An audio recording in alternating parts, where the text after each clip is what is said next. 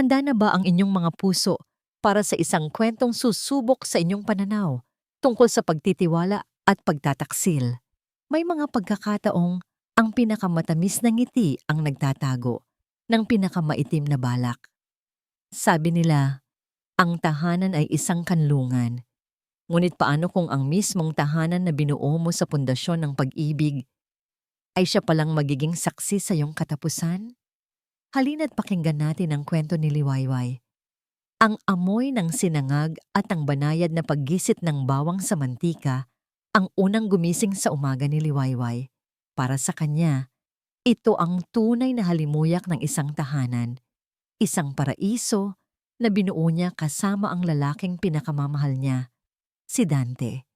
Dahan-dahan siyang gumalaw sa kusina, bawat kilos niya ay tila isang sayaw ng pagmamahal.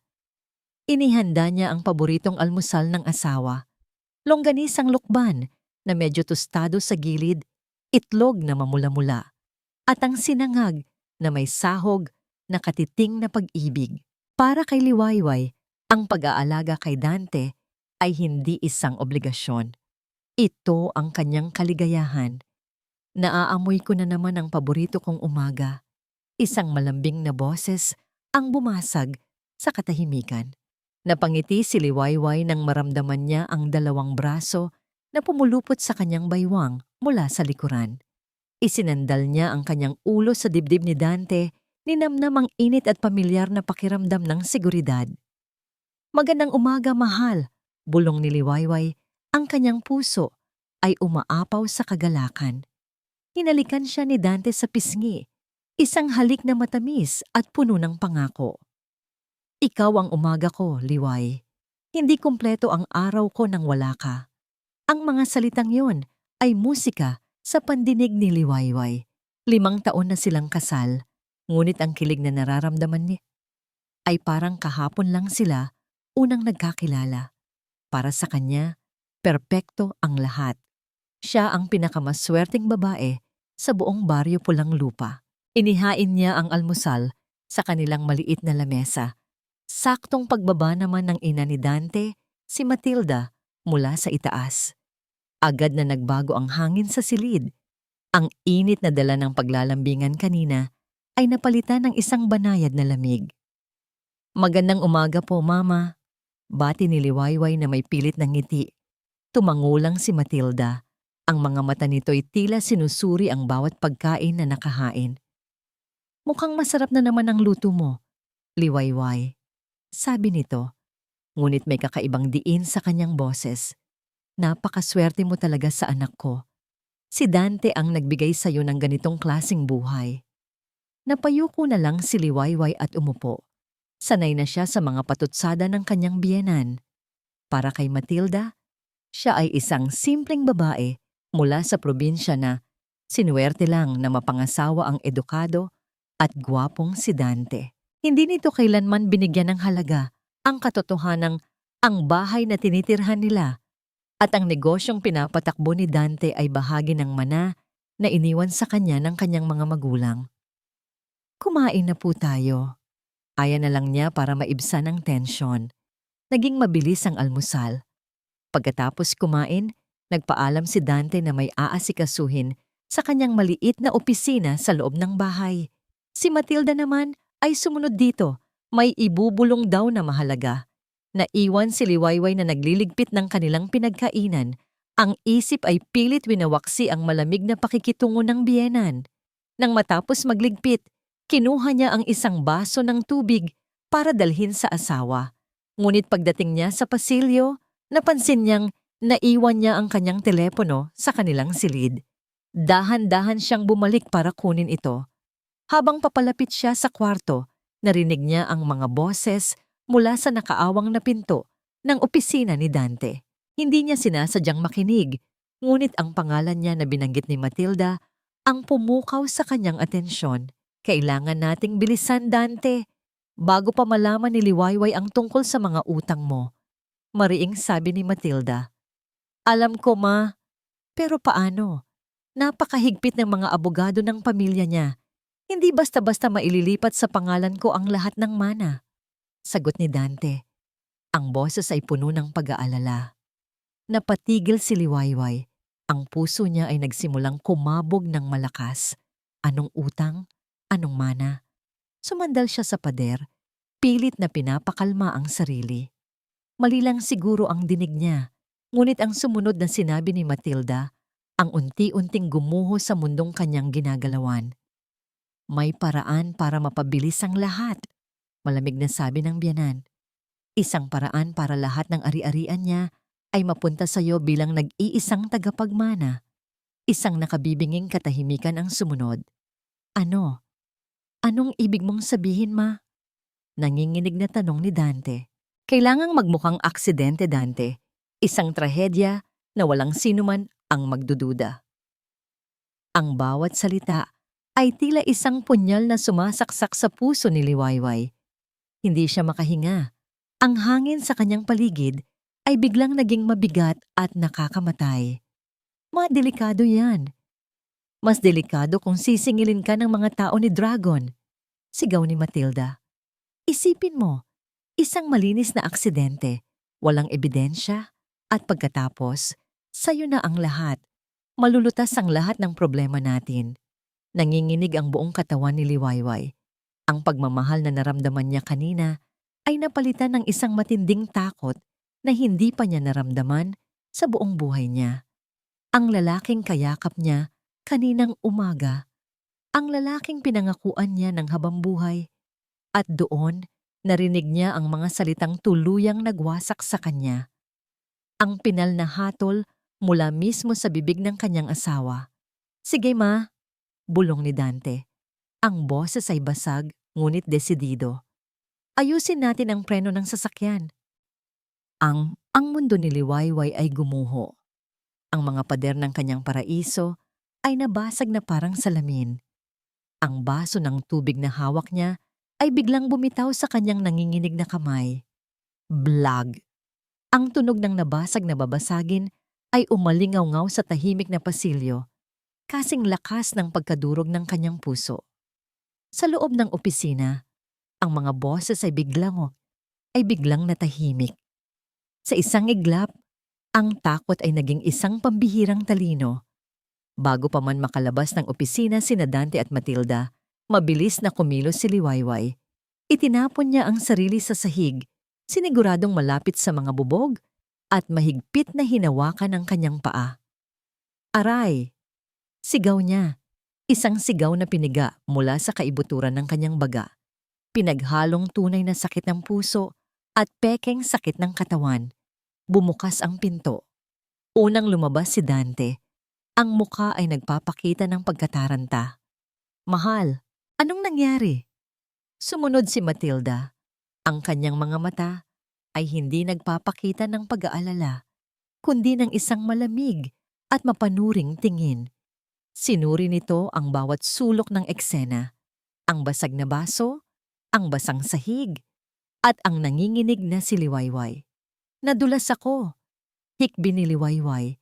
Pilit na pinipigilan ang panginginig ng kanyang buong katawan. Ang paa ko. Agad siyang binuhat ni Dante. Ang mga braso na kanina lang ay simbolo ng pagtataksil ay ngayon nag-aalok ng kunwaring tulong. Naisuklam si Liwayway sa sarili dahil sa hindi niya magawang itulak ito palayo. Kailangan niyang magpanggap. Ang buhay niya ay nakasalalay sa pag-arte niya ngayon. Dadaling kita sa kwarto, sabi ni Dante. Ang boses ay puno ng pag-aalalang hindi naman totoo. Habang dinadala siya paakyat, sinalubong ni Liwayway ang mga mata ni Matilda. Isang segundo lang iyon, ngunit sapat na para makita niya ang kislap ng hinala sa mga mata ng biyenan. Hindi ito naniwala. Alam ni Liwayway na hindi ito naniwala. Inihiga siya ni Dante sa kama at maingat na sinuri ang kanyang paa. Wala namang sugat. Baka na-sprain lang. Magpahinga ka lang, mahal. Hinalikan siya nito sa noo. Isang halik na ngayon ay parang nag-aapoy na bakal sa kanyang balat. Iniwan siyang mag-isa sa silid. Niyakap niya ang kanyang mga tuhod at tahimik na umiyak. Ang mga luhang ito ay hindi na para sa nasirang pag-ibig, kundi para sa panganib na kinakaharap niya. Nasa loob siya ng hawla kasama ang mga leon na nag-aabang lang na siya ay magkamali. Dumating ang gabi. Ito na marahil ang pinakamahabang gabi sa buong buhay ni Liwayway. Humiga si Dante sa tabi niya. Ang katawan nito ay nakaharap sa kanya. Ang init na dati niyang hinahanap-hanap ay ngayon ay parang apoy na tumutupok sa kanya. Ang bawat paghinga ni Dante sa tabi niya ay parang ugong ng isang halimaw. Ang bawat paggalaw nito ay nagpapatindig ng kanyang balahibo. Nagkunwari siyang tulog. Ang kanyang mga mata ay mariing nakapikit. Ngunit ang kanyang diwa ay gising na gising. Ang kanyang isip ay tumatakbo ng mas mabilis pa sa kabog ng kanyang dibdib. Tumakbo ka na, Liwayway! Umalis ka na, habang may pagkakataon. Sigaw ng isang bahagi ng kanyang isip. Ngunit saan siya pupunta? Sa pulis? Anong sasabihin ni Namba niya? Na narinig niya ang plano ng kanyang asawa at biyenan? Tatawanan lang siya. Walang ebidensya. Itatanggi lang nila ang lahat at palabasin siyang isang asawang paranoid o nababaliw. Hindi. Hindi siya pwedeng tumakbo ng walang dala. Kailangan niya ng pruweba. Isang bagay na hindi nila maitatanggi. Isang bagay na magpapakita sa lahat ng tunay nilang kulay. Ngunit paano? Paano siya makakakuha ng ebidensya kung ang bawat kilos niya ay binabantayan? Sa gitna ng kanyang desperasyon, isang alaala ang biglang pumasok sa kanyang isip.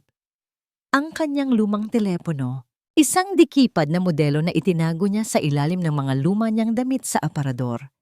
Itinago niya ito bilang alaala dahil iyon ang unang regalong natanggap niya mula sa kanyang ama. Isang plano ang unti-unting nabuo sa kanyang isipan. Isang plano na mapanganib, ngunit ito lang ang tanging pag-asa niya. Kinabukasan, gumising siya na ang katawan ay pagod, ngunit ang isip ay desidido. Nagpanggap siyang medyo masakit pa rin ang paa, kaya't si Dante mismo ang nagdala ng almusal sa kanya sa kwarto. "Magpahinga ka lang dito buong araw, mahal," sabi ni Dante. "Ako na ang bahala sa lahat." Nang makaalis na ito para sa isang kunwaring meeting sa bayan, alam ni Liwayway na ito na ang kanyang pagkakataon. Dahan-dahan siyang bumangon, tiniis ang bawat paggalaw para hindi makalikha ng ingay. Alam niyang naroon lang sa baba si Matilda. Maingat niyang binuksan ang aparador at kinuha ang lumang telepono mula sa pinakatagong sulok. Nagdasal siya na sana ay may kaunti pa itong natitirang baterya. Nang buksan niya ito, isang guhit ng pag-asa ang sumilay. May 2 bar pa ang baterya. Sapat na ito. Mabilis niyang hinanap ang numero ng nag-iisang taong mapagkakatiwalaan niya. Ang matalik niyang kaibigan mula pa pagkabata, si Diwa. Nanginginig ang kanyang mga daliri habang nagtatype siya ng mensahe. Hindi siya pwedeng tumawag, baka marinig ni Matilda. Ang bawat letra ay tila isang malaking bato na kanyang binubuhat. Kailangan kita. Kapihan kalinaw. Huwag kang tatawag. Pinindot niya ang send at agad na itinago ang telepono sa ilalim ng kama. Mabilis siyang bumalik sa pagkakahiga. Sakto namang bumukas ang pinto. Si Matilda, may dalang isang basong tubig. "Inumin mo ito," sabi nito. Ang boses ay walang emosyon. "Pampakalma." Ngumiti lang si Liwayway at kinuha ang baso.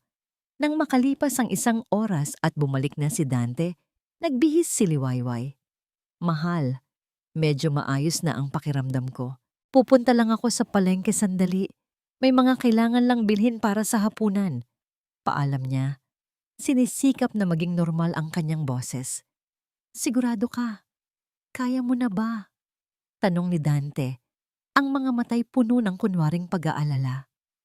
"Oo naman," sagot niya na may matamis na ngiti. "Saglit lang ako." Kinuha niya ang kanyang bayong at pitaka. Handa nang umalis. Ito na iyon. Ang unang hakbang palayo sa impyernong ito. Ang unang hakbang patungo sa kaligtasan. Ngunit habang papalabas siya ng pinto, isang kamay ang biglang humawak sa kanyang braso. Malamig, mahigpit. Napalingon siya. Si Dante. Ang nangiti sa mukha nito ay nawala na, napalitan ng isang seryosong ekspresyon. Sasamahan kita, mahal, sabi nito. Ang bawat salita ay tila isang kadena na muling gumagapos sa kanya. Masyado akong nag-aalala para sa'yo. Naramdaman ni Liwayway ang paghigpit ng hawak ni Dante sa kanyang braso. Ang bawat hibla ng kanyang kalamnan ay sumisigaw na tumakbo. Ngunit ang kanyang isip na ngayon ay mas matalas dahil sa takot ay mabilis na nag-isip ng paraan. Kailangan niyang maging kalmado, kailangan niyang maging kapani-paniwala. Humarap siya kay Dante na may bahagyang pagtatampo sa kanyang mga labi. Isang ekspresyon na sanay na siyang gamitin noong sila'y masaya pa. Huwag mahal, malamig niyang sabi. Gusto ko sanang mag-isa. May inihahanda kasi akong sorpresa para sa'yo mamayang gabi. Agad na lumuwag ang pagkakahawak ni Dante. Ang seryosong mukha nito ay napalitan ng pagkagulat at kaunting tuwa. Sorpresa? Ano naman yon? Nag-iwas ng tingin si Liwayway, nagkukunwaring nahihiya. Kaya nga sorpresa, di ba? Sige na, hayaan mo na ako. Mabilis lang talaga ako. Ngumiti si Dante. Ang ngiting dati nagpapatunaw sa puso ni Liwayway, ngunit ngayon ay nagdudulot ng matinding pagkasuklam. Sige na nga, mag-iingat ka ha. Tawagan mo ako agad kung may kailangan ka. Opo, sagot niya. Sabay halik sa pisngi nito. Isang halik na malamig at walang buhay, ngunit sapat na para makumbinsi ang demonyong kaharap niya. Habang naglalakad siya papalayo sa bahay, pakiramdam niya ay may dalawang matang nakatutok sa kanyang likuran. Hindi siya lumingon. Nagpatuloy lang siya sa paglakad. Ang bawat hakbang ay mas binibilisan hanggang sa makaliko siya sa kanto at mawala sa paningin ng bahay na dati niyang tinawag na tahanan.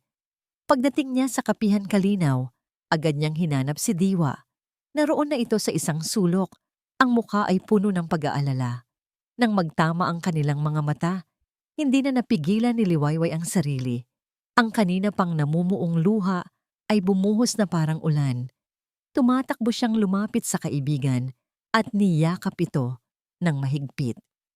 Doon, sa bisig ng nag-iisang taong mapagkakatiwalaan niya, gumuho ang lahat ng kanyang pagpapanggap. Liway? Anong nangyari? Pinag-alala mo ako. Nanginginig na sabi ni Diwa habang hinahaplos ang kanyang likod. Diwa, hagulgol ni Liwayway. Gusto nila akong patayin. Natigilan si Diwa. Ano? Sino? Anong sinasabi mo? Umupo sila at sa gitna ng mga hikbi at nanginginig na boses, ikinuwento ni Liwayway ang lahat. Mula sa naririnig niyang pag-uusap, sa pagpapanggap niyang nadulas, sa gabi ng takot, hanggang sa pag-aalok ni Dante na samahan siya kanina. Sa simula, hindi makapaniwala si Diwa. Pero Liway, si Dante, sigurado ka ba sa narinig mo? Baka naman. Sigurado ako. Giit ni Liwayway, ang mga matay nag-aapoy sa sakit at galit. Narinig ko, Diwa. Bawat salita. Preno ng sasakyan. Magmukhang aksidente. Plano nila ang lahat. Nang makita ni Diwa ang purong takot at katotohanan sa mga mata ng kaibigan, ang kanyang pagdududa ay napalitan ng isang malamig at matigas na galit.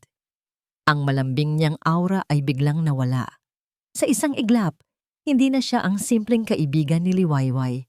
Siya ay naging isang general na naghahanda para sa isang digmaan. Okay? Marinyang sabi. Hindi tayo pwedeng pumunta sa pulis. Walang ebidensya. Itatanggi lang nila ang lahat at ikaw pa ang lalabas na masama. Kailangan natin ng pruweba. Isang pruweba na hindi nila matatakasan. Tumingin siya ng diretso sa mga mata ni Liwayway. Kailangan mong bumalik sa bahay na yon. Umiling si Liwayway. Hindi ko kaya, Diwa. Natatakot ako. Kailangan mong kayanin, sabi ni Diwa. Ang boses ay matatag. Babalik ka doon at magpapanggap ka na parang walang nangyari. Magpanggap kang ikaw pa rin ang dating liwayway na sunod-sunuran. At habang ginagawa mo yon, kukuha tayo ng ebidensya. May kinuha si Diwa mula sa kanyang bag, isang maliit na bagay na kulay itim. Hindi mas malaki pa sa isang butones. Isa itong voice recorder. Maliit, pero malakas sumagap ng tunog. Itago mo to sa isang lugar na hindi nila mapapansin. Sa ilalim ng lamesa, sa likod ng unan, kahit saan. Kailangan nating ma-record ang pag-amin nila. Ibinigay niya ito sa nanginginig na kamay ni Liwayway. I-press mo lang to para mag-record at ito para huminto. Simple lang. Pero ito ang magiging sandata mo. Hinawakan ni Diwa ang dalawang kamay ng kaibigan. Ang init nito ay nagbigay ng kaunting lakas kay Liwayway. Makinig ka, Liway, sabi ni Diwa. Ang kanyang mga mata ay seryoso. Mula ngayon, laban na to. At hindi ka nag-iisa dito. Ano mang mangyari, kasama mo ako. Lalaban tayo.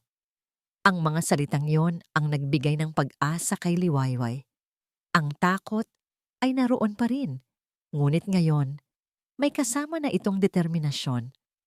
Tumango siya, pinunasan ang kanyang mga luha. Ang babaeng umiiyak kanina ay unti-unting nawawala. Napapalitan ng isang babaeng handang ipaglaban ang kanyang buhay. Nagpaalam sila sa isa't isa na may bigat sa dibdib. Habang pabalik sa kanilang bahay, mahigpit na hawak ni Liwayway ang maliit na recorder sa kanyang bulsa. Ito ang kanyang pag-asa. Ngunit pagdating niya sa tapat ng kanilang gate, isang tanawin ang nagpatigil sa kanyang paghinga. Ang kanilang sasakyan.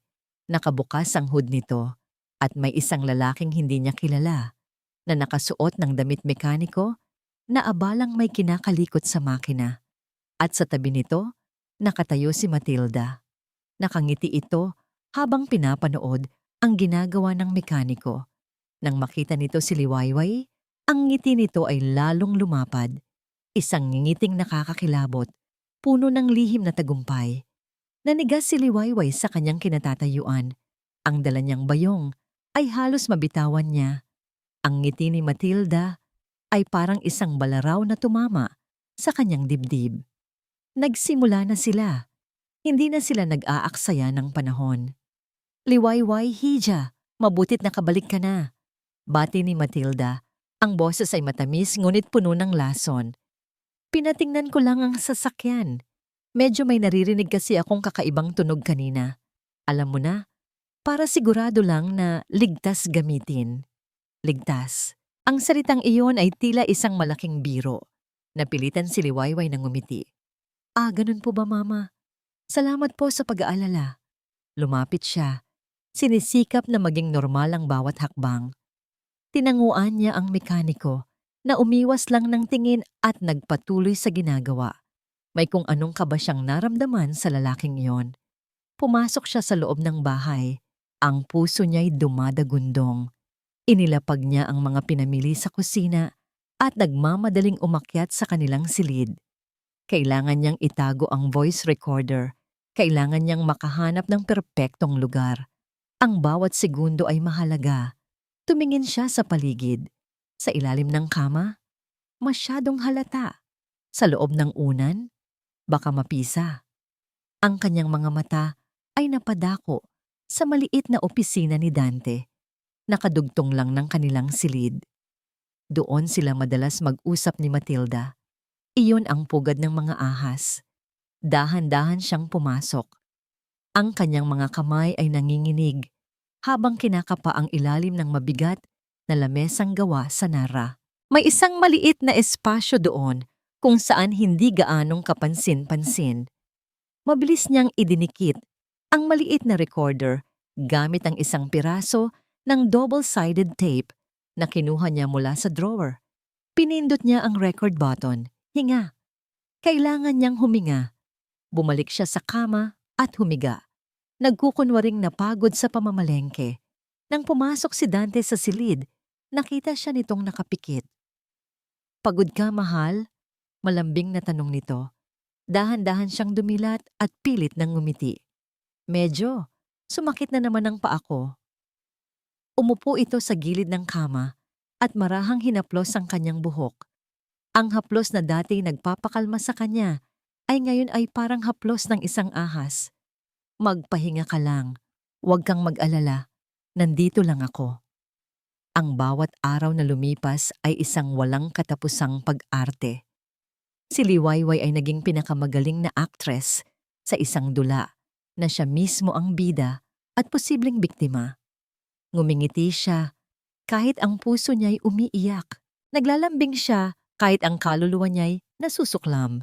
Nagluluto siya ng masasarap na pagkain para sa mga taong gustong kumitil sa kanyang buhay. Ang kanyang buhay ay naging isang napakatinding laro ng pagpapanggap. Sa umaga, isa siyang maasikasong asawa. Sa gabi, isa siyang bilanggong nag-iisip ng paraan para makatakas. Sinubukan niyang maging dahilan para mag-usap ang mag-ina. Sa mga pagkakataong magkakasama sila, sadya siyang nagbubukas ng mga usapin tungkol sa pera at sa kanilang kinabukasan. Mahal, naisip ko lang, sabi niya isang gabi habang sila'y naghahapunan. Ang ganda siguro kung magkakaroon tayo ng maliit na rest house sa tabing dagat, 'di ba? Kapag naayos na lahat ng mana ko, agad na nagkatinginan sina Dante at Matilda. Ngumiti si Dante, ngunit hindi umabot sa mga mata nito ang nangiti. Magandang pangarap yan, mahal. Pero unahin muna natin ang kasalukuyan. Marami pa tayong dapat asikasuhin. Tama ang anak ko, sabad ni Matilda habang mahigpit ang hawak sa kanyang kubyertos. Huwag mong isipin ang mga ganyang bagay, Liwayway. Ang pera ay madaling maubos. Ang mahalaga ay ang pamilya. Ramdam ni Liwayway ang pader na agad na itinayo ng mga ito. Maingat sila. Masyadong maingat. Ang bawat salita nila ay tila pinag-isipan. Ang katahimikan sa hapagkainan ay mas nakakabingi pa kaysa sa anumang sigaw. Tanging ang tunog ng kanilang mga kutsara at tinidor ang maririnig, tila mga sandatang nagbabanggaan. Pakiramdam ni Liwayway ay nauubusan na siya ng oras. Ang recorder ay patuloy na kumukuha ng tunog sa ilalim ng lamesa, ngunit puro katahimikan at mga walang kwentang usapan lang ang nakukuha nito. Hanggang sa isang gabi, pagkatapos ng isa na namang naprajen na hapunan, biglang nagsalita si Dante. Mahal, sabi nito, ang boses ay puno ng kasabikan. May naisip ako. Medyo naprajen na tayo nitong mga nakaraang araw.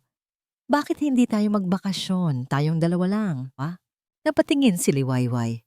Bakasyon? Saan naman? May nakita akong isang magandang resort sa bundok. Tahimik, malamig, malayo sa lahat. Patuloy ni Dante, ang mga matay nagniningning. Para makapag-isa tayo. Para muling maibalik ang dati. Isang weekend lang. Isang romantic getaway. Ang mga salitang tahimik, malayo sa lahat, ay umalingaw-ngaw sa isipan ni Liwayway na parang isang hatol. Isang lugar na walang makakarinig sa kanyang mga sigaw. Isang lugar na walang makakakita sa kanilang gagawin. Isang lugar na perpekto para sa isang aksidente. Ito na ang plano. Ang dugo sa kanyang mga ugat ay tila nagyelo. Ngunit sa labas, pinilit niyang magpakita ng tuwa. Talaga mahal? Nakakakilig naman. Kailan yan? Sa darating na Sabado. Ako na ang bahala sa lahat. Ang gagawin mo lang ay mag-relax at mag-enjoy, sabi ni Dante, sabay yakap sa kanya. Habang nakayakap ito, ipinikit ni Liwayway ang kanyang mga mata. Hindi ito isang bakasyon. Ito ay isang biyahe patungo sa kanyang kamatayan. Kinagabihan, hindi siya makatulog. Hinintay niyang marinig ang malalim at mahimbing na paghinga ni Dante. Nang sigurado na siyang tulog na ito, maingat na maingat siyang bumangon mula sa kama. Bawat galaw niya ay kinakalkula. Bawat hakbang niya sa sahig ay parang pagtapak sa manipis na yelo. Pumunta siya sa opisina at halos hindi humihinga habang kinakapa ang ilalim ng lamesa. Nakuha niya ang recorder. Dala ang maliit na aparato, pumasok siya sa banyo at marahang isinara ang pinto. Umupo siya sa sahig, isinaksak ang earphones at nanginginig na pinindot ang play. Sa una, puro kaluskos lang, tunog ng mga papel. Pag-ubo, mga minutong walang saysay. Nawawalan na siya ng pag-asa. Ngunit bigla, narinig niya ang boses ni Matilda. Mahina, ngunit malinaw. Hindi ito tungkol sa plano. Iba. Isang bagay na mas malalim. Hindi na tayo pwedeng maghintay pa, Dante. Tumawag na naman sila kanina. Hinahanap ka. Alam ko, ma. Ginagawan ko na ng paraan. Ganting bulong ni Dante. Ang boses ay puno ng takot. Anong paraan? Ang pagtatago? Hanggang kailan? Malaki ang utang mo, Dante. At hindi sila basta-basta maniningil. Saglit na katahimikan. At ang sumunod na sinabi ni Matilda ang nagpakilabot sa buong pagkatao ni Liwayway. Kailangan nating makuha ang mana bago tayo singilin ang mga tao ni Dragon. Walang paraan para tumanggi si Liwayway. Ang pag-ayaw sa isang sorpresang bakasyon ay magmumukha lamang kahina-hinala. Kaya't sa pagsapit ng Sabado ng umaga, pilit niyang pinasigla ang sarili. Nag-empake ng damit na may ngiti sa labi habang sa loob-loob niya'y naghahanda siya para sa isang laban. Bago sila umalis, habang abala si Dante sa paglalagay ng mga gamit sa likod ng sasakyan, nagkaroon si Liwayway ng ilang segundong pagkakataon. Kinuha niya ang kanyang telepono at mabilis na nag-type ng isang mensahe para kay Diwa. Papunta kami sa isang resort sa bundok. Sierra Verde Mountain Resort. Kung wala kang nabalitaan sa akin hanggang bukas ng tanghali, alam mo na ang gagawin. Sinend niya ito at agad na binura sa kanyang sent items. Isang maliit na binhi ng seguridad sa gitna ng isang malawak na karagatan ng panganib. Ready ka na, mahal? Tanong ni Dante. Ang muka ay masaya. Tumango si Liwayway. Ready na. Nagsimula ang kanilang biyahe. Ang daan paakyat ng bundok ay maganda sana. Napapalibutan ng mga puno. Ang hangin ay sariwa. Ngunit para kay Liwayway, ang bawat liko sa kalsada ay isang hakbang palapit sa bingit ng kamatayan. Pinilit niyang makipag-usap ng normal. Pinag-usapan nila ang mga nakaraang bakasyon, mga pangarap na simple. Ngunit sa likod ng bawat tawa at ngiti ni Liwayway ay ang isang isip na alerto at nagmamasid. Napansin niya ang ginagawa ni Dante. Habang nagmamaneho ito at nakikipagkwentuhan, ang mga mata nito ay paulit-ulit na sumusulyap sa relos. Tila may hinahabol itong oras. Tila may itinakdang schedule para sa isang aksidente. Habang nasa kalagitnaan sila ng pinakamatarik na bahagi ng bundok, isinagawa na ni Liwayway ang kanyang sariling plano. Hawak niya ang isang tasa ng mainit na kape na binili nila kanina. Sa isang biglaang pag-arko ng kalsada, sinadya niyang ibuhos ito. Aray! Ang init! Sigaw niya at ang mainit na kape ay tumapon sa hita ni Dante. Ano ba? Napasigaw si Dante sa gulat at sakit at biglang inapakan ng preno. Liwayway naman! Sorry mahal. Hindi ko sinasadya. Sabi ni Liwayway. Ang boses ay puno ng pagkataranta na kalahati ay totoo, kalahati ay pag-arte. Huminto sila sa isang maliit na gasolinahan sa gilid ng dingdaan. Nagmamadaling bumaba si Dante para linisin ang kanyang pantalon. Ang mukha ay puno ng inis. Dito ka lang, magbabanlaw lang ako sa banyo, sabi nito at pumasok sa loob. Ito na ang pagkakataon ni Liwayway, ngunit para saan? Ano ang magagawa niya? Habang nag-iisip siya, biglang nag-vibrate ang kanyang telepono sa loob ng bag. Isang mensahe mula sa isang numerong hindi rehistrado. Binuksan niya ito.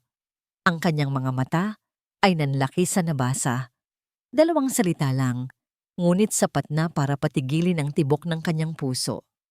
Huwag sumakay. Sinundan pa ito ng isa pang mensahe mula sa parehong numero. Preno.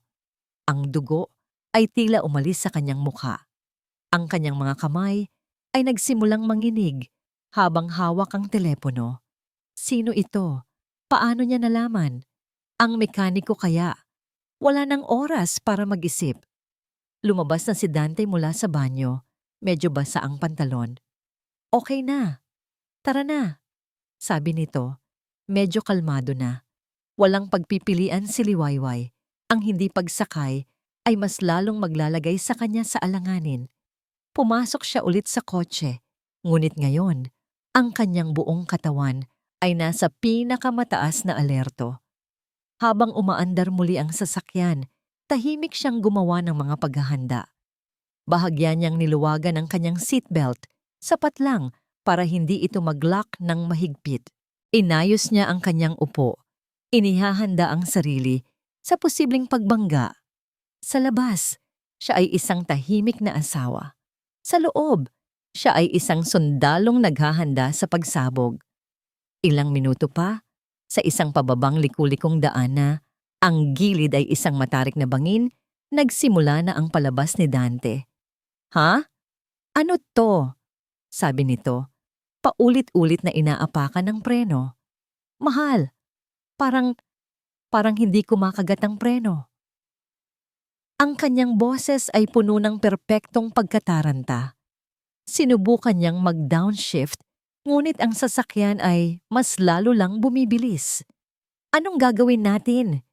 Sigaw ni Liwayway, at sa pagkakataong ito, ang takot sa kanyang boses ay totoo. Kahit gaano kakahanda, ang harapin ng kamatayan ay nakakatakot pa rin. Hawakan mo ng mahigpit, sigaw ni Dante. Ang sasakyan ay parang isang bala na walang direksyon. Nakita ni Liwayway ang isang pader na bato sa kanilang harapan sa isang matalim na kurbada. Alam niyang doon ito ibabangga ni Dante, hindi sa bangin, dahil baka hindi sila mahanap agad. Sa pader, para masiguradong may mangyayari. Bago pa man ang pagbangga, ginawa ni Liwayway ang huling bagay na naisip niya. Itinukod niya ang kanyang mga paa sa dashboard at buong lakas na yumuko. Pinoprotektahan ang kanyang ulo gamit ang mga braso. Isang nakabibinging tunog ng bumibiyak na metal. Isang marahas na pagyanig na nagitsa sa kanyang katawan. Ang tunog ng nababasag na salamin na sumasaboy sa paligid. At pagkatapos, dilim. Lahat ay naging itim. Ang unang pumasok sa kanyang kamalayan ay ang tunog ng isang mahinang, paulit-ulit na beep. Pagkatapos ay ang amoy ng antiseptic. Dahan-dahan niyang iminulat ang kanyang mga mata.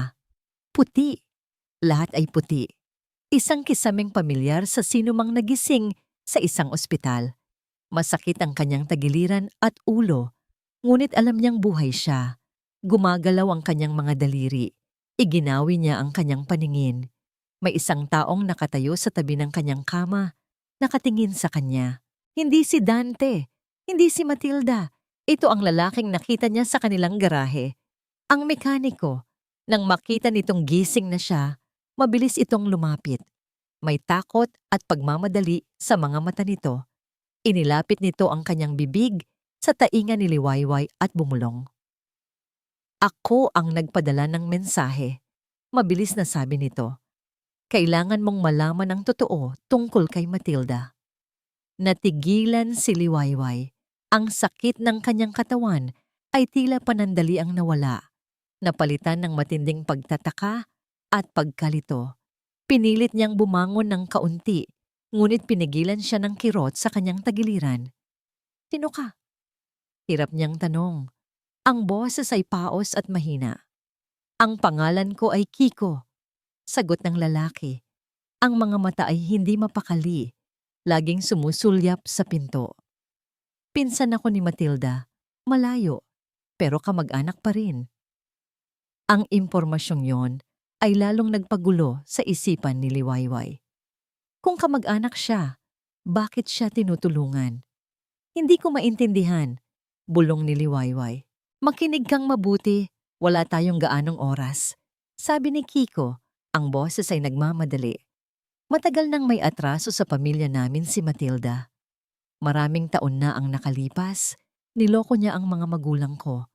Kinuha niya ang kapirasong lupa na dapat ay sa amin, gamit ang mga pekeng dokumento. Dahil sa kanya, naghirap kami. Dahil sa kanya, Namatay sa sama ng loob ang tatay ko. Isang anino ng matinding galit ang dumaan sa mukha ni Kiko. Wala akong nagawa noon. Bata pa ako. Ngayon, nang lumapit siya sa akin at inutusan akong sirain ang preno ng sasakyan ninyo, nakita ko ang pagkakataon. Isang pagkakataon para makaganti at para mailigtas ka. Tumingin ito ng diretso sa mga mata ni Liwayway. Sinira ko ang preno, oo, pero hindi sa paraang gusto niya. Gumawa ako ng paraan para bumagal ang pagkawala nito, para magkaroon ka ng sapat na oras para makapag-isip at makapaghanda. Hindi ko kayang may mamatay na inosenteng tao dahil sa kasakiman niya. Hindi makapagsalita si Liwayway. Ang lahat ng piraso ng palaisipan ay unti-unting nabubuo. Ang lalaking ito, na inakala niyang kasabot, ay isa palang anghel na ipinadala sa kanya. May dinukot si Kiko mula sa bulsa ng kanyang jacket, isang nakatuping papel. Ito, sabi niya, at inilagay ito sa kamay ni Liwayway. Opisyal na report mula sa talyer kung saan ko dinala ang sasakyan pagkatapos ng aksidente. Nakasulat diyan na may senyales ng deliberate tampering sa brake line. Ebidensya yan. Ginamit ko ang connection ko para makuha yan bago pa nila pagtakpan ang lahat. Mahigpit na hinawakan ni Liwayway ang papel. Ito ang pruweba. Ang matibay na pruwebang kailangan niya. Hindi na lang ito salita laban sa salita. Bakit mo to ginagawa? Tanong ni Liwayway. Ang mga matay nagsisimula ng mamasa. Dahil ayokong may isa pang pamilyang masira dahil kay Matilda, mariing sabi ni Kiko. Handa akong tumestigo. Handa akong sabihin ang lahat. Biglang bumukas ang pinto ng kwarto. Mabilis na umatras si Kiko, nagkunwaring nag-aayos lang ng isang tubo sa ilalim ng lababo. Pumasok si Dante. Ang isang braso ay nakakast at may mga gasgas sa mukha. Sa likod niya, ang reyna ng lahat ng kasinungalingan, si Matilda, na may daladalang basket ng prutas. Mahal, gising ka na, sabi ni Dante. Lumapit ito at hinawakan ang kamay ni Liwayway. Ang paghawak nito ay parang apoy na nakapapaso. Salamat sa Diyos at ligtas ka. Nag-alala ako ng sobra. Si Matilda naman ay lumapit sa kabilang panig. Hija, kamusta ang pakiramdam mo? Isang milagro na pareho kayong nakaligtas. Dapat tayong magpasalamat. Ang kanilang mga mukha ay puno ng perpektong pag-aalala. Ang kanilang mga boses ay puno ng huwad na pag-aasikaso. Kung ibang tao ang makakakita, iisipin nilang sila ang pinakamaalagang pamilya sa buong mundo. Ngunit si Liwayway ay hindi na ang dating Liwayway. Tinitigan niya silang dalawa. Ang mga mata niya ay hindi na nagpapakita ng takot, kundi ng isang malamig at matigas na determinasyon. Nakita na niya ang kanilang mga kaluluwa. Alam na niya ang kanilang mga kasalanan. Nasaan tayo? Tanong ni Ming niya. Ang boses ay kalmado. Nasa isang maliit na ospital tayo dito sa bundok. Inilipat ka na nila sa private room. Ako na ang nag-asikaso ng lahat. Pagmamalaki ni Dante. Salamat. Simpleng sagot ni Liwayway. Nang matapos ayusin lang ni Kiko ang lababo, nagpaalam na ito at umalis. Hindi man lang tumitingin sa direksyon ni na Matilda. Naiwan silang tatlo sa silid. Ang katahimikan ay nababalot ng isang hindi nakikitang tensyon. Alam ni Liwayway na pinagmamasdan siya ng mga ito. Sinusuri kung meron ba siyang kahit anong hinala. Ngunit isinara na niya ang pinto sa kanyang mga emosyon. Ang tanging ipinapakita niya ay ang mukha ng isang biktima. Mahina, nalilito, at nagpapasalamat na buhay. Nang gabing iyon, habang nagpapanggap siyang natutulog, mahigpit niyang hawak sa ilalim ng kumot ang papel na ibinigay ni Kiko. Ito ang kanyang alas. Ngunit alam niyang hindi pa ito sapat. Ang pagsabotahe sa sasakyan ay isang bagay, pero ang patunayan na si Matilda at Dante ang nag-utos nito ay iba pa. Kailangan niya ng higit pa. Kailangan niyang malaman kung bakit ganito na lang ang galit ni Matilda sa kanyang pamilya. Isang alaala ang biglang bumalik sa kanya. ang lumang opisina ng kanyang ama sa kanilang bahay sa Baryo Pulang Lupa. Isang lugar na hindi na niya pinasok mula nang ito'y mamatay. Isang lugar na puno ng mga lumang dokumento at alaala. Paano kung meron siyang makikita doon? Isang bagay na mag-uugnay sa lahat ng ito?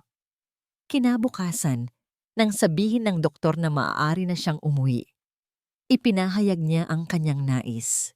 Gusto ko nang umuwi sa bahay natin, sabi niya kay Dante na may kasamang kahinaan sa boses. Gusto kong magpagaling sa sarili nating kwarto. Agad na sumang-ayon si Dante. Iyon mismo ang gusto nilang marinig. Ang biktima ay babalik sa lungga. Habang nasa biyahe pabalik, tahimik lang si Liwayway. Ang tanawin sa labas ng bintana ay tila nagbago. Hindi na ito ang mundong dati niyang kilala. Ang bawat puno, bawat bahay, bawat taong dumadaan ay may dalang potensyal na panganib. Pagdating nila sa bahay, sinalubong sila ng katahimikan. Inalalayan siya ni Dante paakyat sa kanilang silid. Magpahinga ka lang, mahal, sabi nito. Tatawag lang ako sa baba. Nang maiwan siyang mag-isa, hindi siya humiga. Dahan-dahan siyang tumayo, tiniis ang sakit, at naglakad papunta sa kabilang dulo ng pasilyo. Papunta sa lumang opisina ng kanyang ama. Marahan niyang itinulak ang pinto. Ang amoy ng alikabok at lumang papel ang sumalubong sa kanya. Pumasok siya at iginala ang tingin. Lahat ay nasa ayos pa rin. Tila naghihintay lang sa pagbabalik ng kanyang ama. Ang kanyang mga mata ay napako sa isang bagay sa ibabaw ng aparador. Isang kahon na gawa sa kahoy na may ukit ng araw. Ang paboritong kahon ng kanyang ama. Kinuha niya ito. Mabigat. Nakalock. Naghahanap siya ng kahit anong pwedeng gamitin para buksan ito. Nakakita siya ng isang lumang letter opener. Pagkatapos ng ilang pagsubok, bumigay ang sirang kandado. Nanginginig niyang itinaas ang takip.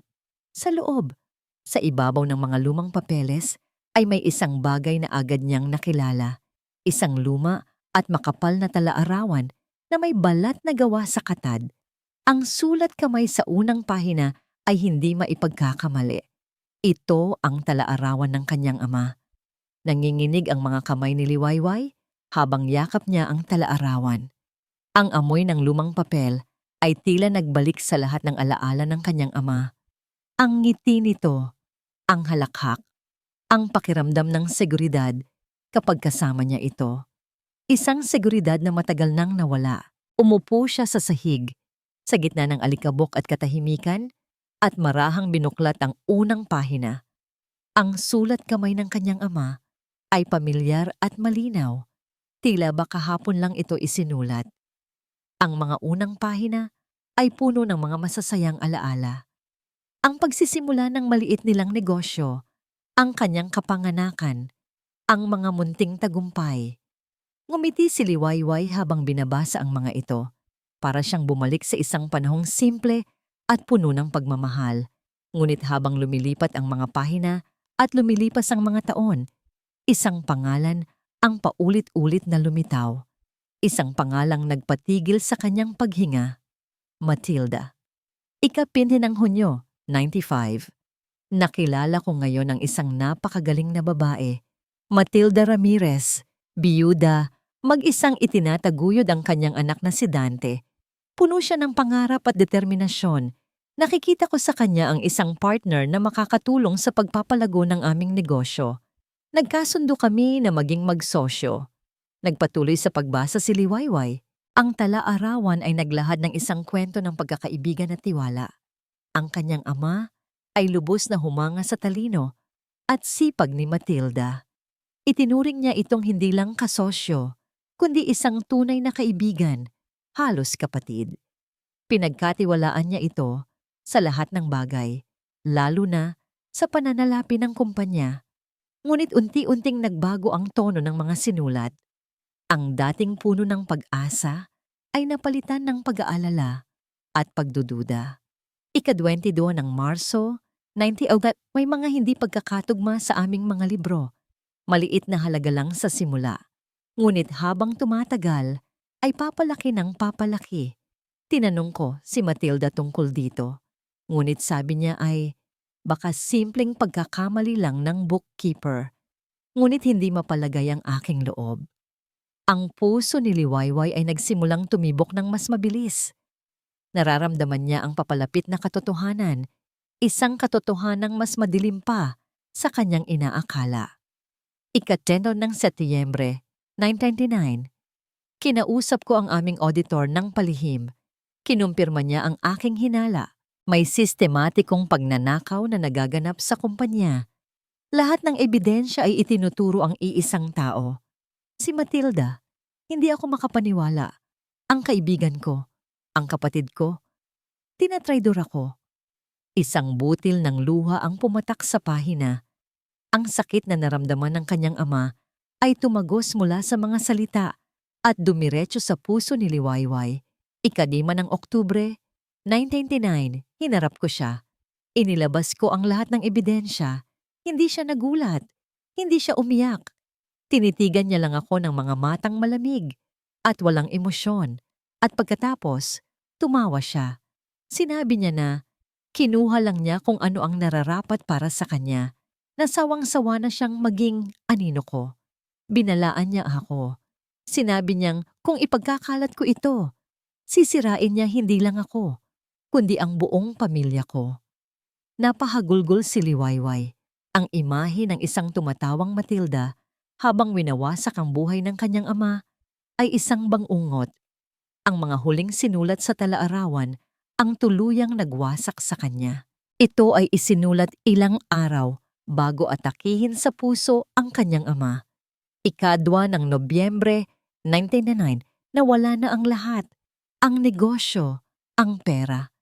Ninakaw lahat ni Matilda, ngunit hindi iyon ang pinakamasakit. Ang pinakamasakit ay ang kanyang huling sinabi sa akin. Hintayin mo lang, Eduardo. Darating ang araw, pati ang pinakamamahal mong anak na si Liwayway ay magiging bahagi ng aking tagumpay. Hindi ko maintindihan ang ibig niyang sabihin, ngunit ang kanyang mga salita ay nag-iwan ng lason sa aking puso. Kailangan kong protektahan ang aking anak kahit sa anong paraan. Doon natapos ang talaarawan. Ngayon, naiintindihan na ni Liwayway ang lahat. Ang kanyang aksidenteng pagkikita ni Dante sa isang coffee shop 5 taon na ang nakalipas. Ang mabilis na panliligaw. Ang pagpilit ni Matilda na magpakasal sila kaagad. Ang pag-insister nito na sa bahay nila sila tumira. Lahat ng iyon ay isang napakahabang paghihiganti. Isang planong binuo sa loob ng maraming taon. Ang pag-aasawa kay Dante ay hindi isang kwento ng pag-ibig. Ito ang huling hakbang sa master plan ni Matilda para makuha ang lahat ng natitira sa pamilya Gatchalian. Ang kanyang mana ay hindi lang basta target. Ito ang tropeyo ng kanyang tagumpay. Ang pagtatangkang patayin siya ay hindi na lang tungkol sa pagkuha ng pera. Ito ay tungkol sa pagbura sa huling bakas ng pamilyang kanyang sinira noon. Tumayo si Liwayway. Ang kanyang mga binti ay nanginginig sa galit at pighati. Ang babaeng pumatay sa kanyang ama ay ang parehong babaeng tinawag niyang mama sa loob ng 5 taon. Ang lalaking pinakasalan niya ay ang pain sa isang masalimuot na bitag. Yakap niya ang talaarawan na parang ito ang pinakamahalagang bagay sa mundo. Ito na ang lahat. Ito ang mag-uugnay sa lahat ng ebidensya. Ang report ni Kiko, ang pag-amin sa recorder. At ngayon, ang talaarawan. Wala na silang takas. Nasa gitna siya ng kanyang mga iniisip nang marinig niya ang isang mahinang kaluskos sa may pinto. Dahan-dahan siyang lumingon.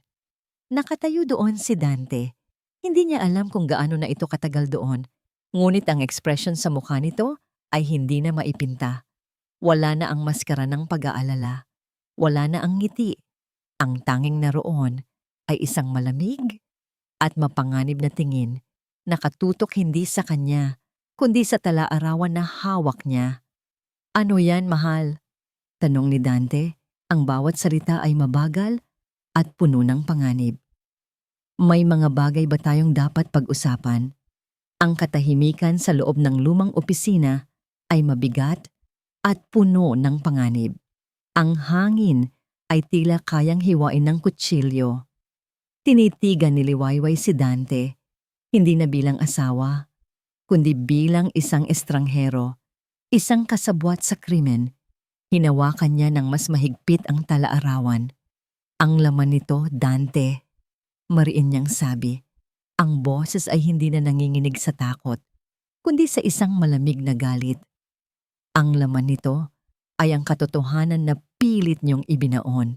Naglakad si Dante papalapit, dahan-dahan, na parang isang hayop na sinusuri ang kanyang biktima bago ito lapain. Anong pinagsasabi mo, Liwayway? Baka kung ano na ang epekto sa'yo ng aksidente. Ibaba mo yan at magpahinga na tayo. Isang mapait na tawa ang kumawala sa lalamunan ni Liwayway.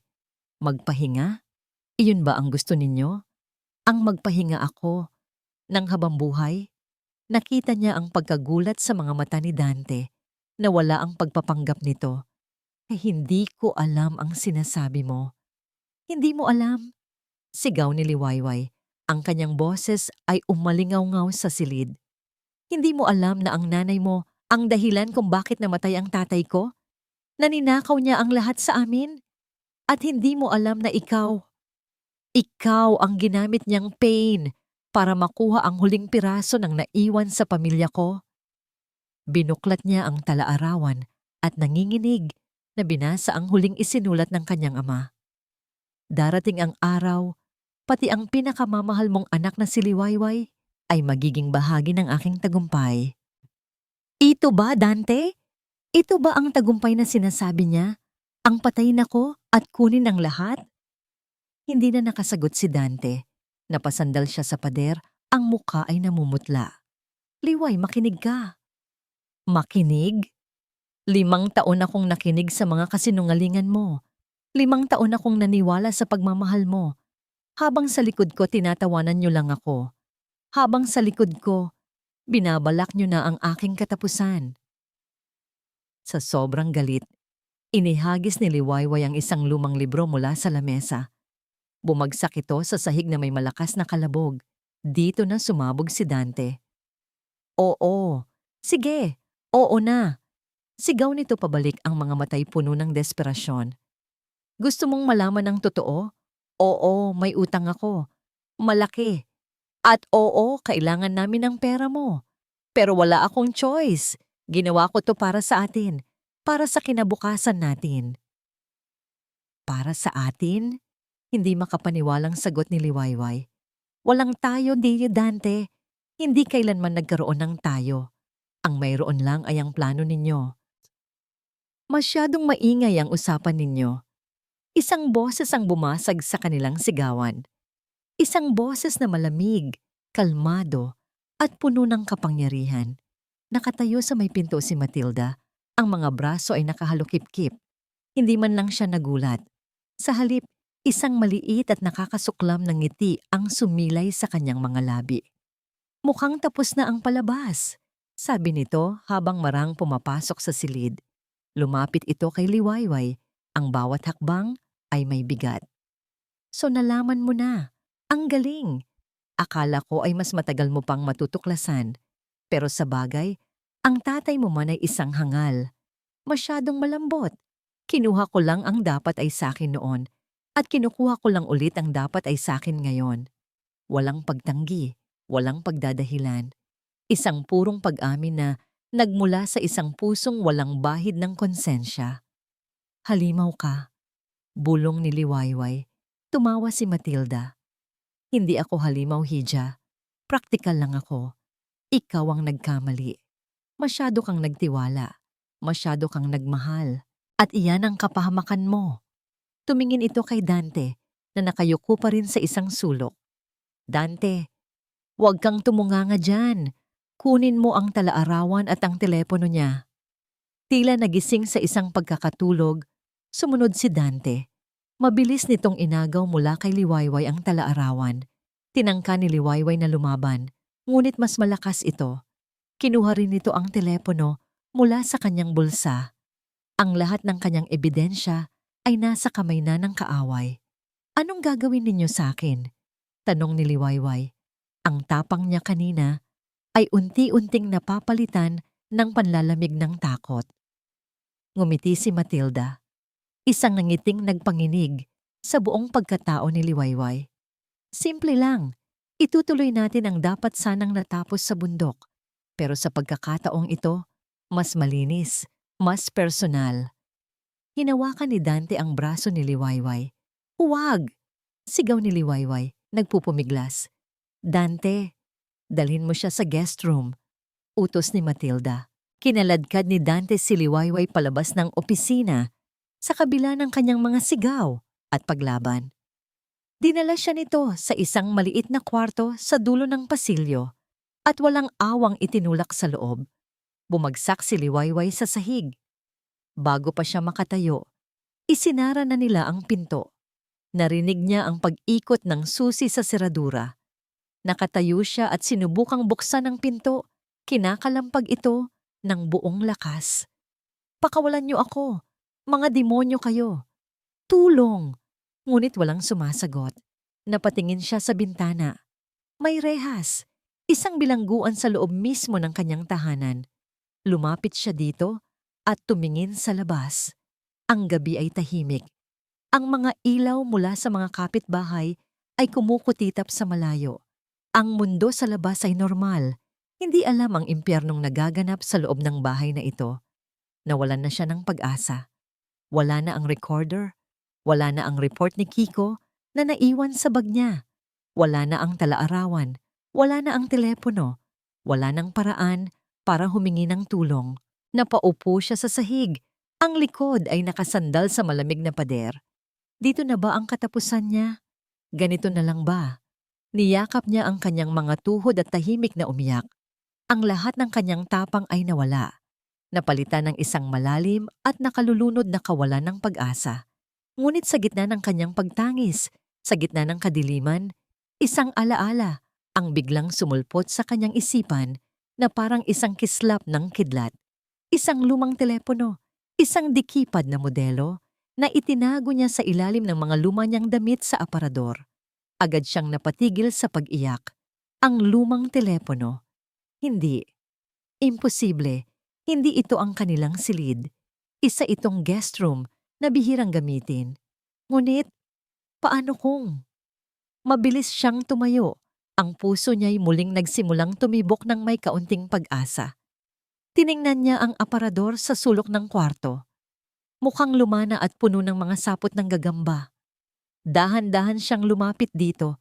Bawat hakbang ay maingat para hindi makalikha ng ingay. Nanginginig niyang binuksan ang pinto nito. Ang amoy ng lumang kahoy at alikabok ang sumalubong sa kanya.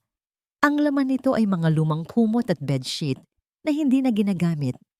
Ngunit sa ilalim ng lahat ng iyon, may nakita siyang isang maliit na itim na kahon.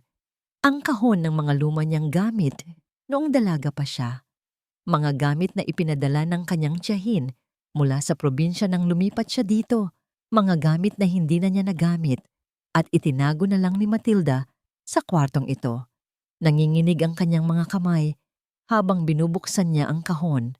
Mga luma niyang damit, mga sulat, mga litrato, at doon, sa pinakailalim, nakabalot sa isang lumang panyo, ang kanyang lumang telepono.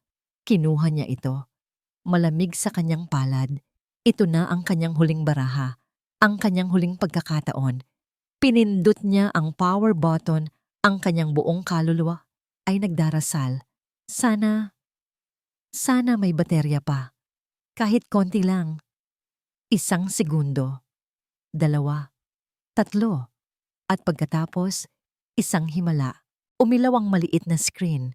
Nag-welcome ito sa kanya na parang isang matagal nang nawawalang kaibigan.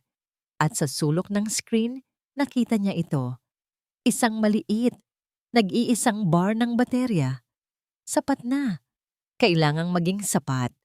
Walang pag-aalinlangan. Mabilis niyang pinindot ang numero ng nag-iisang taong makakatulong sa kanya. Ang numero ni Diwa. Ang bawat pagring ng telepono sa kabilang linya ay parang isang suntok sa dibdib ni Liwayway. Mas lalo niyang idiniin ang telepono sa kanyang tainga. Halos masakit na. Ang kanyang hininga ay mababaw at mabilis. Ang nag-iisang bar ng baterya sa screen ay tila nangaasar, handang mamatay anumang oras. Sagutin mo, Diwa. Pakiusap. Sagutin mo. Dasal niya sa kanyang isipan. Sa ikaapat na pagring, isang boses ang sumagot. Hello? Diwa. Bulong ni Liwayway. Ang boses ay nanginginig at puno ng takot. Liway, ikaw ba yan? Bakit ibang numero ang gamit mo? Nasaan ka? Ayos ka lang ba? Sunod-sunod na tanong ni Diwa. Ang boses ay puno ng pag-aalala. Diwa, makinig ka. Mabilis na sabi ni Liwayway. Pinipigilan ang kanyang mga hikbi. Wala na tayong oras. Nasa bahay ako. Alam na nila. Alam na nila ang lahat. Narinig niya ang biglaang pagtahimik sa kabilang linya, na sinundan ng isang matalim na paghinga. Ano? Paano? Kinuha nila ang lahat. Putol ni Liwayway sa sasabihin ng kaibigan. Ang talaarawan. Ang telepono ko. Lahat. Nakakulong ako sa guest room. Diwa, natatakot ako. Nasaan sila ngayon? Tanong ni Diwa. Ang boses nito ay naging seryoso at alerto. Nasa baba sila. Rinig ko sila. Idinikit ni Liwayway ang kanyang tainga sa pinto. Ang mga boses ni Dante at Matilda ay mahina, ngunit sapat na para marinig niya ang ilang mga salita. Mga salitang nagpadala ng yelo sa kanyang mga ugat. Kailangan nating gawin to ngayon, narinig niyang sabi ni Matilda. Habang tahimik ang lahat. Pero ma, paano? Sagot ni Dante. Ang boses ay nanginginig. Isang sulat, sabi ni Matilda. Isang suicide note. Sasabihin nating hindi niya kinaya ang trauma ng aksidente, na-depress siya. At pagkatapos, isang lubid, malinis, walang magdududa. Nanlaki ang mga mata ni Liwayway. Hindi na sila maghihintay. Gagawin na nila ito ngayong gabi. Diwa, sabi ni Liwayway sa telepono. Ang kanyang boses ay halos isang pabulong na sigaw. Gagawa sila ng pekeng suicide ngayong gabi. Diwa, kailangan mo nang tumawag ng pulis. Ngayon na. Papunta na ako, maring sabi ni Diwa. Huwag kang bibitaw, Liway. Huwag kang susuko. Tumawag ka na ng pulis. Hindi ko kaya. Ito lang ang teleponong meron ako at biglang namatay ang screen ng telepono. Ubos na ang baterya. Hindi. Bulong ni Liwayway. Paulit-ulit na pinipindot ang power button. Ngunit wala na. Patay na ang telepono. Patay na ang kanyang huling linya ng komunikasyon. Ang tanging pag-asa na lang niya ay kung narinig ni Diwa ang kanyang huling sinabi. Kung naintindihan nito ang sitwasyon. Itinago niya ang patay na telepono sa kanyang bulsa. Kailangan niyang mag-isip. Kailangan niyang bumili ng oras. Hindi siya pwedeng maghintay na lang na pumasok sila at gawin ang kanilang masamang balak. Tumingin siya sa paligid ng kwarto, desperadong naghahanap ng kahit anong pwedeng gawing sandata. Isang lumang lampara, isang mabigat na libro, isang piraso ng nabasag na salamin mula sa isang lumang picture frame. Wala. Walang gaanong magagamit. Ngunit mayroon siyang pinto. Isang pinto na gawa sa matibay na kahoy. Gamit ang natitira niyang lakas, itinulak niya ang mabigat na aparador. Masakit sa kanyang tagiliran, ngunit hindi niya ininda. Itinulak niya ito ng itinulak hanggang sa maitukod niya ito sa pinto. Isinunod niya ang maliit na kama. Isiniksik ito sa pagitan ng aparador at ng pader. Gumawa siya ng isang barikada. Hindi ito perpekto, ngunit sapat na siguro para mapabagal sila. Sapat na para bigyan si Diwa at ang mga pulis ng oras para dumating. Pawis at hingal na hingal, napaupo siya sa sahig sa likod ng kanyang munting depensa. Ang tanging naririnig niya ay ang malakas na kabog ng kanyang dibdib. Naghihintay. Ilang minuto ang lumipas na parang ilang oras. Ang bawat tunog mula sa labas, ang huni ng kuliglig, Ang tahol ng aso sa malayo ay nagpapatindig ng kanyang balahibo. At pagkatapos, narinig niya ito, mga yabag. Papalapit sa pasilyo, papalapit sa kanyang pinto. Huminto ang mga yabag sa tapat mismo ng kwarto. Isang sandali ng nakabibinging katahimikan. At pagkatapos, ang tunog ng isang susi na ipinapasok sa seradura. Click! Dahan-dahang umikot ang doorknob. Itinulak nila ang pinto, ngunit hindi ito bumukas. Sumalpok ito sa aparador. Ano to? Narinig niyang sabi ni Dante. Tinulak nila ulit, mas malakas sa pagkakataong ito. Umusog ng kaunti ang aparador. Harangan niya ang pinto! Sigaw ni Matilda. Dante, tulungan mo ako. Itulak natin. Nagsimula silang itulak ang pinto ng sabay. Ang aparador ay gumigiwang. Ang kahoy ay umuugong dahil sa puwersa. Napasandal si Liwayway sa pader. Ang kanyang mga mata ay nanlalaki sa takot. Papasok na sila. Wala ng oras. Klang! Ang pinto ay bumukas ng bahagya. Sapat para makita niya ang mukha ni Dante sa siwang. Ang mukha na puno ng galit at determinasyon. Isang malakas pa na tulak. Ang aparador ay tumagilid. Ang pinto ay bumukas ng malaki. Pumasok si Dante at sa likod niya ay si Matilda. Ang mukha ni Matilda ay walang emosyon na mas lalong nakakatakot. Sa isang kamay nito, may hawak itong isang pirasong papel, ang pekeng suicide note. At sa kabilang kamay, nakalawit ang isang makapal na lubid. Nakatayo si Liwayway sa pinakasulok ng kwarto. Ang likod ay nakasandal sa malamig na pader. Wala na siyang mapag-aatrasan. Ito na ang dulo. Tinitigan niya ang 2 taong papalapit sa kanya, ang kanyang berdugo. Ang isa ay ang babaeng nagnakaw ng nakaraan ng kanyang pamilya. At ang isa naman ay ang lalaking winasak ang kanyang kinabukasan. Tapusin na natin to, malamig na sabi ni Matilda. Inihagis ang sulat sa ibabaw ng kama at ibinigay ang lubid kay Dante. Liway, patawarin mo ako. Bulong ni Dante. Ang mga mata ay hindi makatingin ng diretso sa kanya. Wala akong magawa. May magagawa ka, Dante. Sagot ni Liwayway. Ang boses ay nanginginig ngunit may halong tapang. Palagi kang may pagpipilian at pinili mong maging isang halimaw, katulad ng nanay mo. Ang mga salitang yon ay tila sumampal kay Dante. Tumigas ang kanyang mukha at nagsimula siyang maglakad papalapit. Ang lubid ay nakahanda sa kanyang mga kamay. Umatras si Liwayway hanggang sa wala na siyang mapuntahan. Inihanda niya ang kanyang sarili para sa pinakamatinding laban ng kanyang buhay. Hindi siya mamamatay nang hindi lumalaban. Ngunit bago pa man makalapit si Dante, isang tunog ang bumasag sa nakakabinging katahimikan ng gabi. Wio! Wio! Isang tunog na mahina sa simula, ngunit papalakas ng papalakas. Isang tunog na pamilyar at hindi mapagkakamali. Ang sirena ng pulis. Natigilan sina Dante at Matilda. Nagkatinginan sila. Ang mga mata ni Dante ay puno ng pagkataranta, habang ang kay Matilda ay puno ng hindi makapaniwalang galit. Imposible, sabi ni Matilda. Paano? Ang sirena ay mas lalo pang lumakas at ngayon ay may kasama ng mga kumukutitap na ilaw na asul at pula, sumasayaw sa labas ng bintana. Ang pulis! Nandito na sila! Sigaw ni Dante, na bitawan ang lubid at napahawak sa kanyang ulo. Tapos na tayo, ma. Tapos na tayo. Tumahimik ka!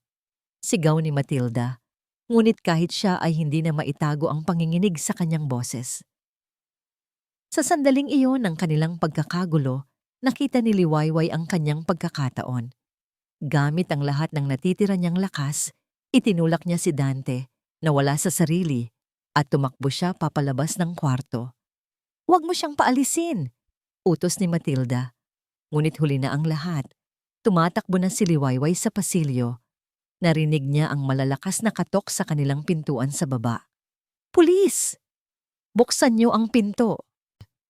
Bumaba siya ng hagdanan ng mabilis, halos madapa. Pagdating niya sa sala, naroon na si Diwa, kasama ang dalawang unipormadong pulis. Agad na bumukas ang pinto. "Liway!" sigaw ni Diwa at tumakbo para yakapin siya. Sa likod nila, bumaba na rin sina Dante at Matilda. Ngunit sa isang iglap, bumalik ang talino at kasamaan ni Matilda. "Salamat sa Diyos at dumating kayo mga sir," sabi ni Matilda. Ang boses ay puno ng pag-aalala. "Ang hipag ko po, si Liwayway. Hindi po namin mapakalma. Mula noong aksidente, nag-iba na ang kanyang pag-iisip. Nagtangka po siyang magpakamatay. Kami po ay tinutulungan lang siya." Napatingin ang mga pulis kay Liwayway, nagusot ang damit at puno ng luha. Pagkatapos ay kay Matilda, na mukhang isang nag-aalalang ina. Ngunit bago pa man makapagsalita si Liwayway, isa pang tao ang pumasok sa pinto. Si Kiko. "Sinungaling siya," sabi ni Kiko. Itinuturo si Matilda. "Inutusan niya akong sirain ang preno ng sasakyan nila. Narito ang ebidensya." Inilabas niya ang isang kopya ng report mula sa talyer. Ngunit alam ni Liwayway na kailangan pa ng mas matibay. "Hindi lang yan," sabi ni Liwayway. Ang kanyang boses ay malinaw na at matatag. Bumitaw siya sa pagkakayakap ni Diwa at humarap sa mga pulis. "May plano silang patayin ako ngayong gabi. Isang pekeng suicide." "Nababaliw ka na, Liwayway," sigaw ni Dante. "Wala kang pruweba." Isang maliit na ngiti ang sumilay sa labi ni Liwayway. Ang ngiting iyon ang nagpakaba sa mag-ina. "Sigurado ka?" tanong ni Liwayway. May kinuha siya mula sa kanyang bulsa, hindi ang patay na lumang telepono, kundi ang maliit at itim na voice recorder na ibinigay sa kanya ni Diwa. Hindi niya ito naiwan sa ilalim ng lamesa. Pagkatapos niyang makuha ang pag-uusap tungkol kay Dragon, kinuha niya ito at itinago sa isa sa mga bulsa ng kanyang damit na hindi gaanong ginagamit. Nakalimutan ito ni Dante at Matilda nang kunin nila ang kanyang telepono. "Bago ako ikulong sa kwarto," sabi ni Liwayway habang pinipindot ang play button. "Nagkaroon kami ng maliit na pag-uusap sa opisina ng tatay ko." At mula sa maliit na recorder, umalingaw-ngaw sa buong sala ang boses ni Dante na umaamin sa kanyang mga utang. Sinundan ito ng boses ni Liwayway na binabasa ang tala-arawan. At ang pinakamatibay sa lahat, ang boses ni Matilda. "So, nalaman mo na. Ang galing. Kinuha ko lang ang dapat ay sa akin noon at kinukuha ko lang ulit ang dapat ay sa akin ngayon." Ang mukha ni Matilda ay namutla na parang papel. Si Dante naman ay napaupo na lang sa sahig, talunan. "At kung kailangan niyo pa ng iba," dagdag ni Liwayway, "hanapin niyo ang tala-arawan ng tatay ko, si Eduardo Gatchalian. Nasa kanila. At ang lubid, nasa guest room." Wala nang nagawa ang mga pulis, kundi kumilos. Isang pulis ang umakyat sa taas. Ang isa naman ay nilapitan sina Dante at Matilda. "Dante at Matilda Ramirez, kayo ay inaaresto sa salang attempted murder at conspiracy," sabi ng pulis habang inilalabas ang kanyang posas. Hindi na lumaban si Dante, ngunit si Matilda, kahit sa huli, ay puno pa rin ng galit. Habang pinuposas siya, tinitigan niya si Liwayway ng mga matang nag-aapoy. "Hindi pa tayo tapos!" sigaw niya habang kinakaladkad palabas. Pinanood ni Liwayway ang pag-alis ng police car. Ang mga ilaw nito ay dahan-dahang nawawala sa dilim ng gabi. Ang sirena ay humina na. Napalitan ng katahimikan. Tapos na. Sa wakas, tapos na. Nang mawala na ang lahat, nang maiwan na lang sila ni Diwa sa loob ng bahay na puno ng masasamang alaala, doon pa lang niya naramdaman ang lahat. Ang pagod, ang sakit, ang bigat. Napatingin siya sa salamin sa may dingding. Nakita niya ang kanyang sariling refleksyon. Isang babaeng gusot ang buhok, may pasa sa pisngi, ang mga mata ay pagod. Isang babaeng halos hindi na niya makilala. At sa sandaling iyon, ang lahat ng luhang kanyang pinigilan ay bumuhos. Umiyak siya, hindi na dahil sa takot o galit, Umiyak siya dahil sa wakas, malaya na siya. Lumipas ang ilang buwan. Ang mga araw ay naging linggo at ang mga linggo ay naging buwan. Para sa marami, ang kwento ni Liwayway Gatchalian Ramirez ay naging usap-usapan lang sa Barrio Pulang Lupa. Ngunit para kay Liwayway, ang bawat araw ay isang sadya at kung minsan ay mahirap na hakbang palayo sa bangungot. Ang huling araw ng paglilitis ay malamig at walang emosyon. Umalingaw-ngaw ang tunog ng martilyo ng hukom sa loob ng korte, isang tunog na formal na nagwakas sa lahat. Guilty. Si Matilda Ramirez ay hinatulan ng habambuhay na pagkakakulong, reclusion perpetua, walang parole. Ang kanyang mga krimen mula sa pandarambong sa negosyo ng ama ni Liwayway hanggang sa paulit-ulit na pagtatangkang pagpatay ay sapat na para masigurong hindi na niya muling masisilayan ang labas ng rehas. Si Dante naman ay nakatanggap ng mas mababang sentensya, ngunit sapat pa rin para kunin ang pinakamagagandang taon ng kanyang buhay, 20 taon. Ang kanyang pagiging kasabwat at direktang partisipasyon ay hindi pinalagpas ng batas. Habang inilalabas sila ng korte, hindi sila tiningnan ni Liwayway. Hindi niya gustong makita ang kanilang mga mukha. Wala na siyang pakialam kung ito man ay puno ng pagsisisi o galit. Sa kanyang puso, wala nang puwang para sa kanila. Ang tanging naramdaman niya ay ang pagbuga ng isang napakabigat na hininga. Tila isang malaking bato ang naalis sa kanyang dibdib. Sa kanyang tabi, mahigpit ang hawak ni Diwa sa kanyang kamay. Natapos na ang legal na laban, ngunit alam ni Liwayway na ang tunay na paghilom ay ngayon palang magsisimula. Ang unang hakbang, ang bahay. Pagbalik nila ni Diwa sa bahay na yon, hindi na ito tahanan. Isa na itong malaking monumento ng mga kasinungalingan at sakit. Ang bawat sulok ay may dalang alaala ng takot. Ano na ang plano mo ngayon? Tanong ni Diwa habang tinutulungan siyang mag-empake ng mga natitirang personal na gamit sa mga kahon. Tumingin si Liwayway sa paligid. Ibebenta ko ito, lahat ng ito. At pagkatapos, aalis ako. Simpleng sagot ni Liwayway. Magsisimula ako sa isang lugar kung saan walang nakakakilala sa akin. Isang lugar kung saan ang pangalan ko ay hindi konektado sa isang trahedya. Niyakap siya ni Diwa. Tama yan. Karapatan mong maging masaya, Liway. Karapatan mong maging malaya. Hindi galit ang magpapalaya sa akin, Diwa. Sabi ni Liwayway, ang kanyang mga mata ay malayo ang tingin.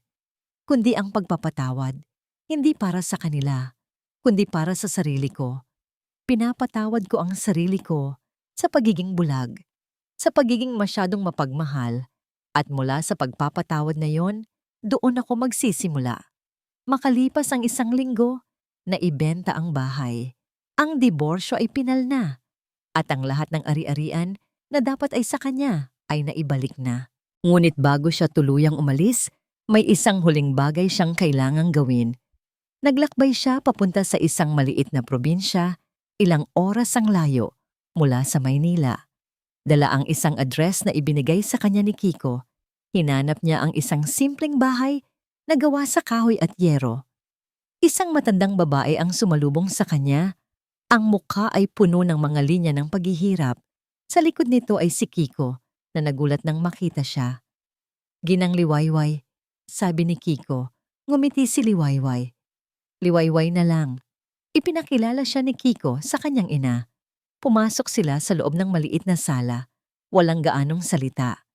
Inilabas ni Liwayway ang isang sobre mula sa kanyang bag.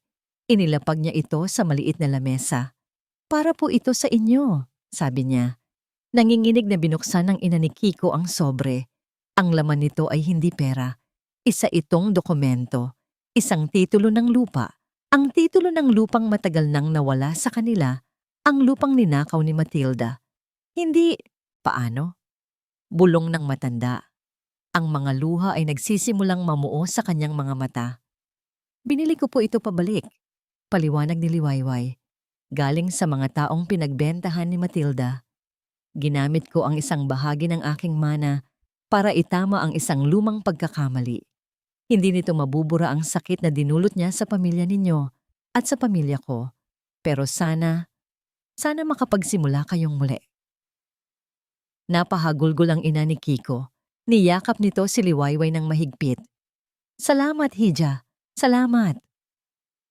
Sa yakap na yon, naramdaman ni Liwayway ang isang uri ng kapayapaan na hindi niya naramdaman sa loob ng napakatagal na panahon. Ang pagtulong sa iba ay naging isang paraan din para gamutin ang sarili niyang mga sugat. Hindi siya nagtagal. Nagpaalam siya na may gaan sa puso. Habang paalis, narinig niya ang masayang tawa mula sa loob ng bahay. Isang tunog na mas matamis pa sa anumang tagumpay sa korte.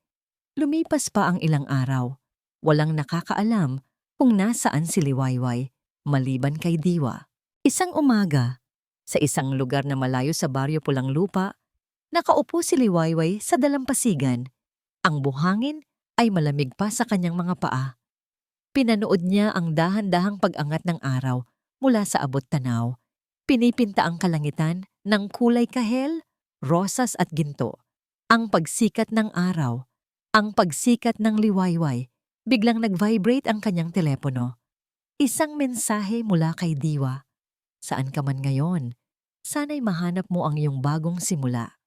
Napangiti si Liwayway, isang tunay, payapa at malayang ngiti.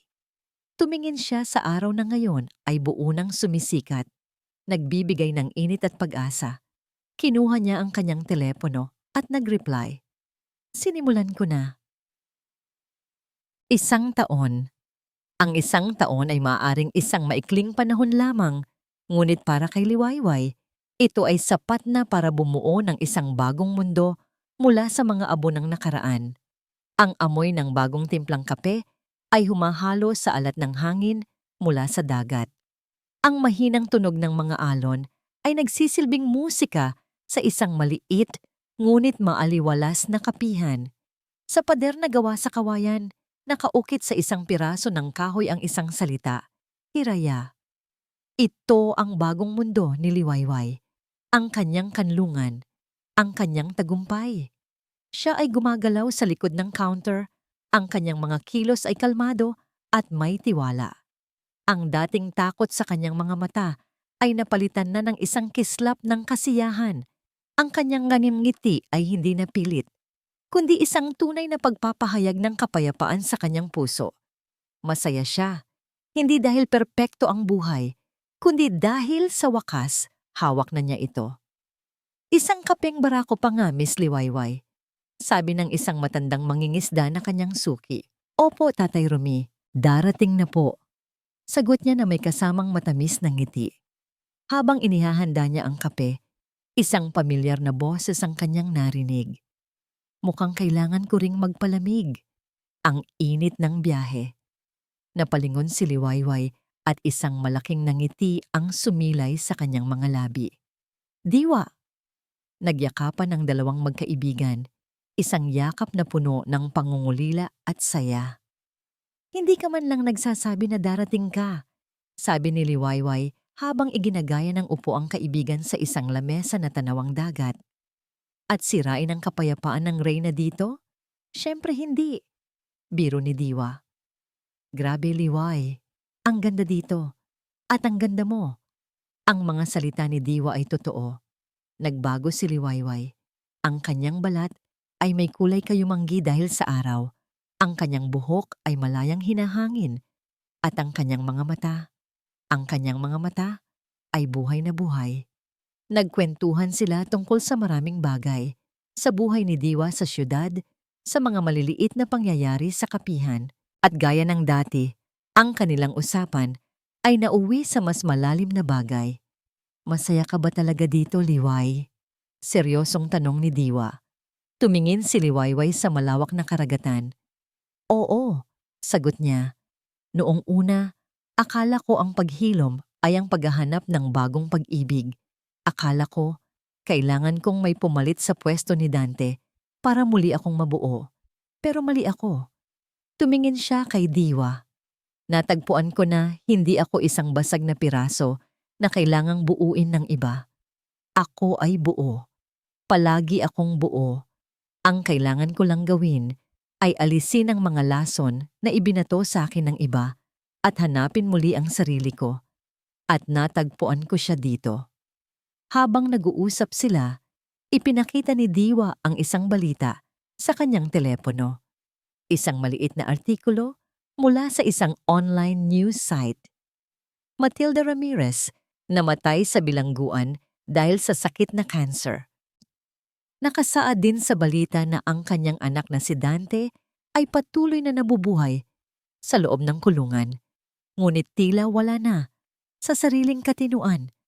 Laging binabanggit ang pangalan ni Liwayway at humihingi ng tawad sa hangin. Ang karma.